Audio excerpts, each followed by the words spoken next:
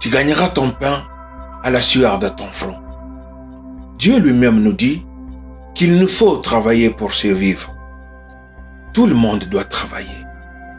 Le travail nous assure notre survie ici-bas. Mais cela ne doit être en aucun cas pour nous une occasion de nous éloigner de notre Dieu. Le lieu de travail est une place où il est très facile de se faire de nouvelles connaissances, rencontrer différentes personnes.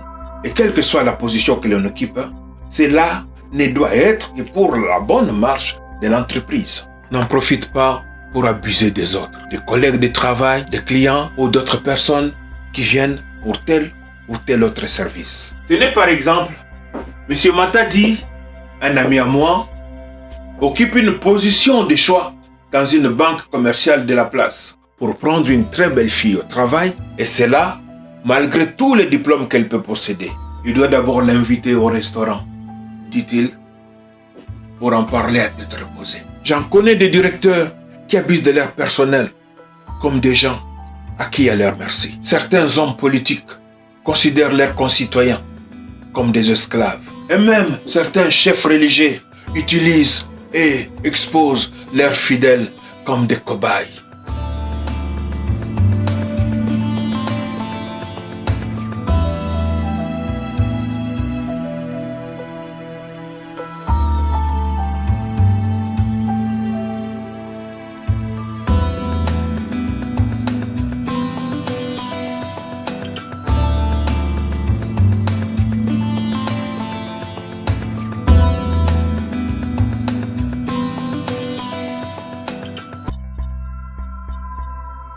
Les abus sur les lieux de travail, ce n'est pas ça qui manque. Il y en a beaucoup. Et c'est là, dans tous les domaines, publics ou privés. Moi, par exemple, j'en avais aussi bien profité. Lorsque j'ai travaillé dans les relations publiques, croyez-moi, je m'étais très bien amusé. Il y a beaucoup de magouilles, hein?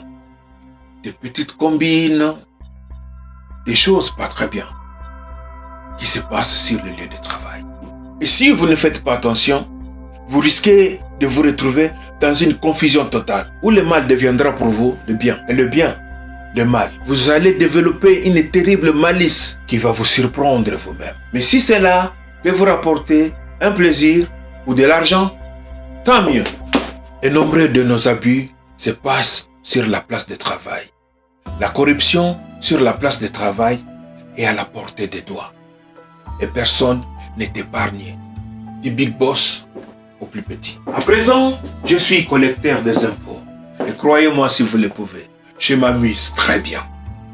Mais c'est quand même drôle, hein, de trouver sur la place du travail des gens qui vous font la morale et qui la pratiquent.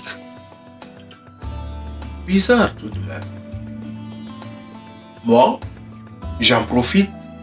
Je m'amuse et je me fais beaucoup de pognon.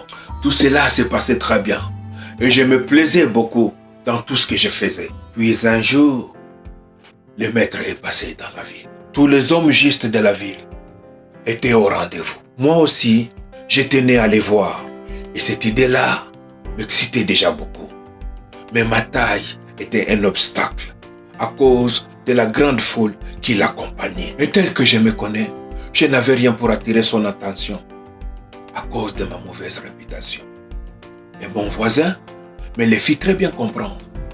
Il me dira, ce n'est pas la peine de te déranger, hein? Le maître n'aime pas les pécheurs comme toi. Et puis il y a Monsieur Paul. Monsieur Paul, à qui j'avais soutiré quelques sous pour le recommander à un poste de travail, alors qu'il avait tous ses diplômes en règle.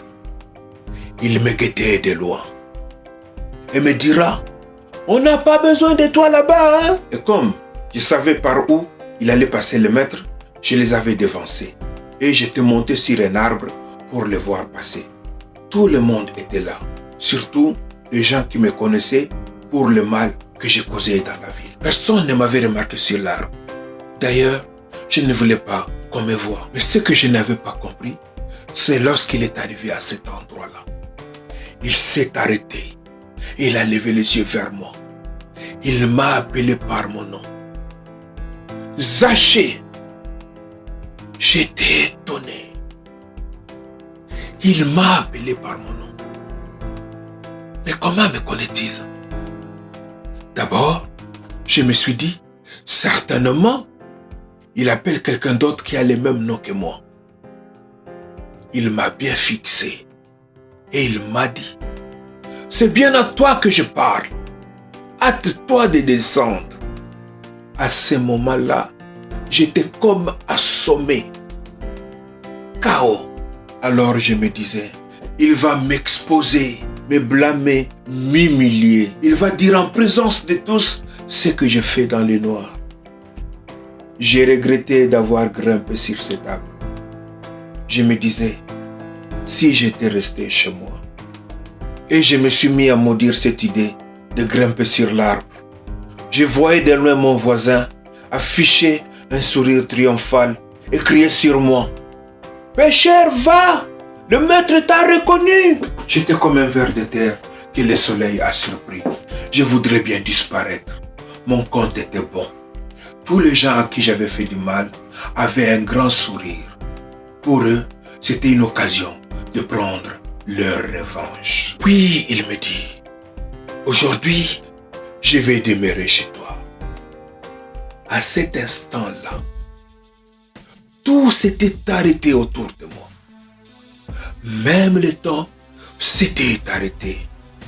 Tous les cieux avaient les yeux braqués sur moi. Les seigneurs des seigneurs, les rois des rois, demeuraient dans la maison d'un pécheur comme moi. Même la foule était stupéfaite et choquée. Il y avait là des prêtres, des docteurs de la loi, des gens de bonne réputation. Et c'est chez un pécheur comme moi qu'il veut demeurer. Je n'en revenais pas. Je n'en revenais pas. Je n'en revenais pas. Les pharisiens virent cela et ils dirent à ses disciples, pourquoi votre maître mange-t-il avec les publicains et les gens de mauvaise vie? Jésus, les ayant entendus, leur dit, ce n'est pas ceux qui se portent bien qui ont besoin du médecin, mais le malade. Toi, demeurer chez moi? Alors là, la foule ne pouvait plus se contenir. Elle était indignée. Et les accusations commencèrent à s'abattre sur moi. Il a abusé de moi. C'est un impudique. Il m'a escroqué de l'argent. C'est un truand. C'est un méchant. Et les accusations tombaient de partout. Et à ma grande surprise, il a pris ma défense. Celui-ci est aussi fils d'Abraham. J'étais surpris qu'il connaissait mon nom. Mais de là, me défendre, cela me surpassait.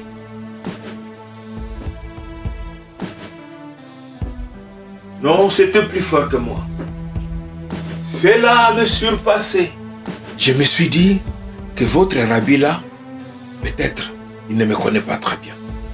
Je lui dis, maître, tout ce qu'ils sont en train de dire là est vrai. Il me répondit, oui, je le sais. Ah bon?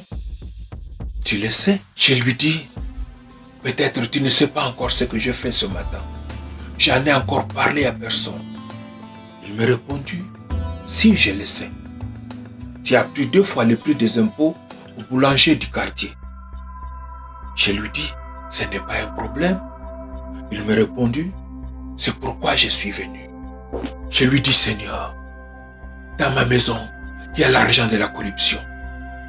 Il me dit, et alors? Donne-moi du temps d'enlever tout ça avant de venir dans ma maison. Il m'a répondu, je viens chez toi tel que tu es, tel que je suis. Je le suppliais de me donner du temps pour mettre de l'ordre chez moi.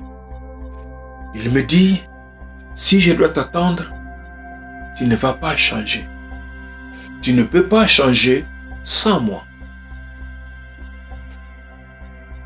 Je suis venu pour les gens de mauvaise vie, ajouta-t-il.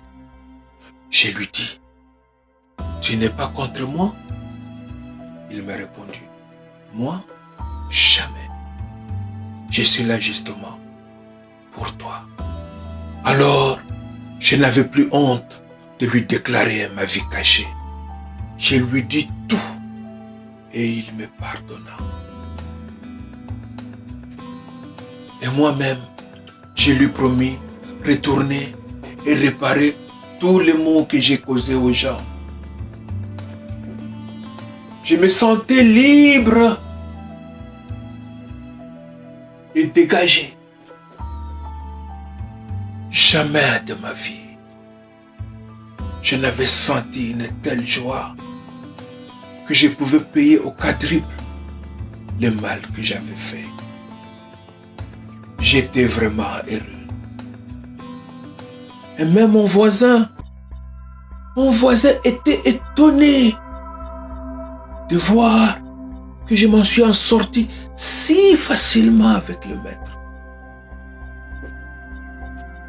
Moi-même, j'ai pensé qu'il me fallait amener des moutons, faire des sacrifices, jeûner et prier, faire le tour de la ville en sac.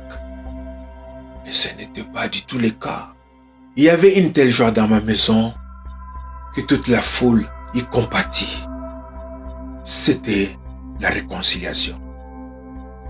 Puisque il ne peut pas y avoir pardon sans réconciliation. Le Seigneur Jésus-Christ ne tient pas compte de ta vie passée. Viens à lui tel que tu es, avec tes manquements et tes imperfections. Il ne te juge pas. Il ne te condamne pas. Il veut seulement te sauver. Surtout, il ne faut pas perdre le temps. Le Maître a besoin de toi. Aujourd'hui, si tu entends sa voix, n'endurcis pas ton cœur.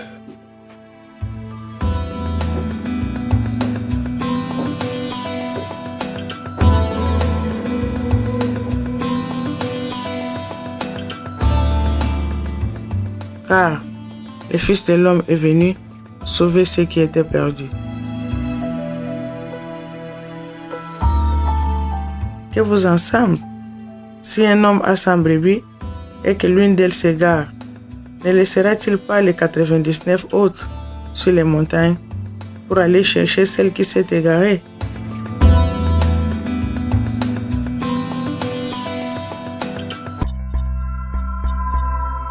Et s'il la trouve, je vous le dis en vérité, elle lui causera plus de joie que les 99 autres qui ne se sont pas égarés.